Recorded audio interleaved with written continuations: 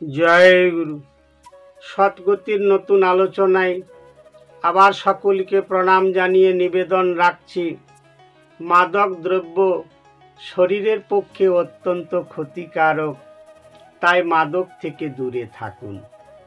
আজকে আলোচনা করছি ত্রিজটার দুঃস্বপ্ন।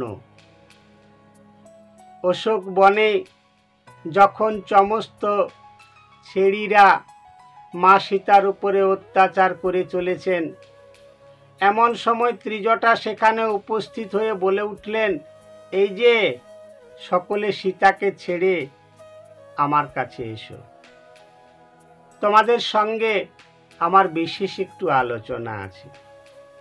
সমস্ত চেড়িরা যখন ওই ত্রিজটার সামনে এসে চারিপাশে বসে পড়লেন, ত্রিজটা বলতে শুরু করলেন, আজকে আমি ভোরবেলায় প্রাতঃকালে একটা দুঃস্বপ্ন দর্শন করেছি, আর সেই দুঃস্বপ্নের কথাটি আমি তোমাদেরকে সকলকে বলতে চাইছি, তোমরা মন দিয়ে শোনো।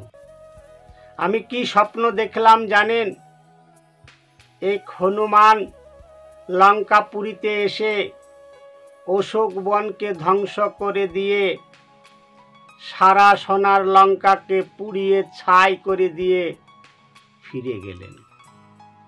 আবার রাম, লক্ষ্মণ, বানর সৈন্যদল সকলে লঙ্কায় চলে এসেছে।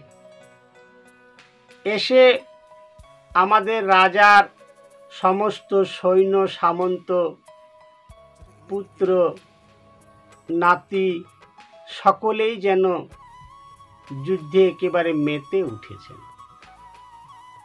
অবশেষে কি দেখলাম জানেন? সমস্ত লঙ্কাপুরী যেন একটা মৃত্যুপুরী হয়ে গেল। চারিদিকে শুধু মরার মিছিল। এমন এক অবস্থা হলো, শুধু কান্না, শুধু হতাশা, শুধু নিরাশা, শুধু হাহাকার। সকলকে মেরে রামচন্দ্র সীতাকে উদ্ধার করে নিয়ে আর পুষ্পক রথে চড়ে চলে যাচ্ছে।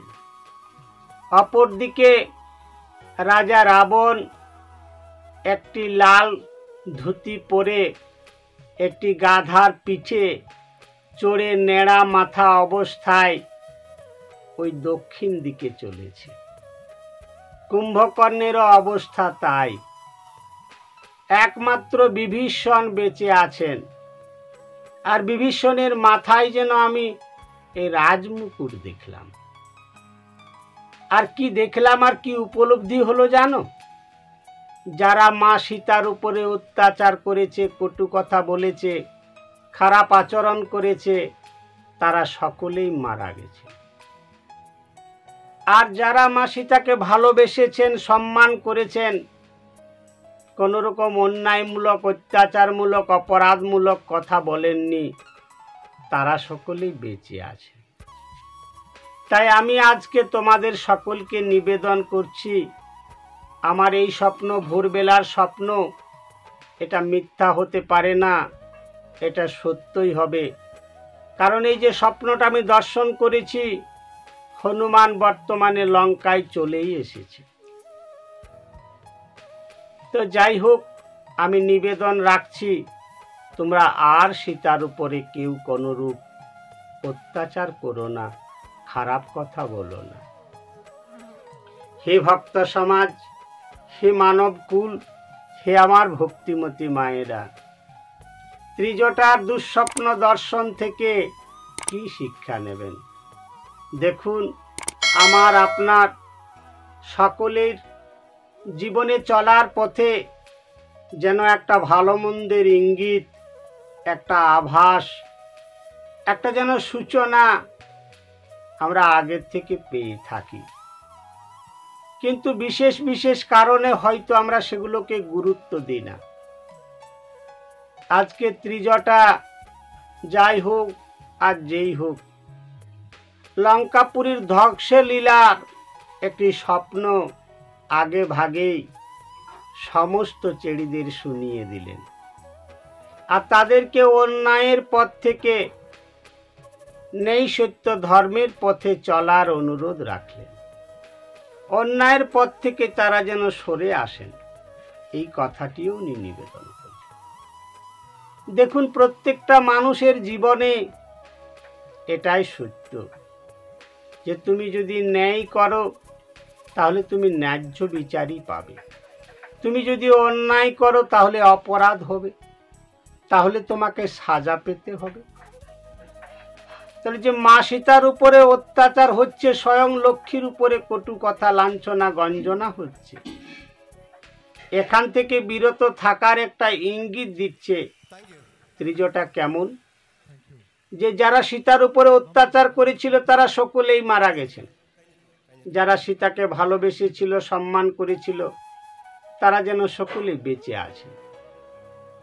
তাহলে দেখুন, সীতা হচ্ছেন ন্যায় সত্যের প্রতীক, উনি হচ্ছেন স্বয়ং লক্ষ্মী। যার উপরে যে সদাচার করবে সে তেমনি ফল লাভ করবে, আর অসৎ আচরণ করলে তার ফল যেন অসৎই হবে।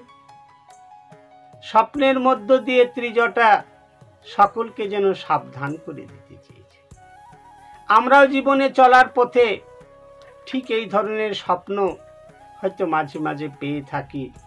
বিভিন্ন ধরনের ইঙ্গিত যেন সাবধান হওয়ার মতো একটা সুর, একটা ধ্বনি, একটা নাদ আমাদের কাছে এসে উপস্থিত হয়, কিন্তু অজ্ঞতার কারণে হয়তো আমরা সেগুলোকে গুরুত্ব দিই না, একটু ভেবে দেখি না, সেগুলোকে একটু সাধারণ ভেবে আমরা সেগুলো যেন বাদ দিয়ে দিই। পরবর্তীকালে যখন আমাদের কোনো অসুবিধা হয়, যখন কোনো সমস্যা হয়ে পড়ে, তখন আমরা সেই স্বপ্নের কথা, সেই ইঙ্গিতের কথা, সেই আভাসের কথা, সেই সংকেতের কথা মনে করি আর হাহুতাশ করি। তখন হাহুতাশ করে কোনো লাভ হবে না। তাই পূর্ব থেকেই একটু প্রস্তুত থাকুন, নেই সত্য ধর্মের পথে এগিয়ে চলুন। আজকে এই পর্যন্ত রইল, আগামী আলোচনায় আবার দেখা হবে।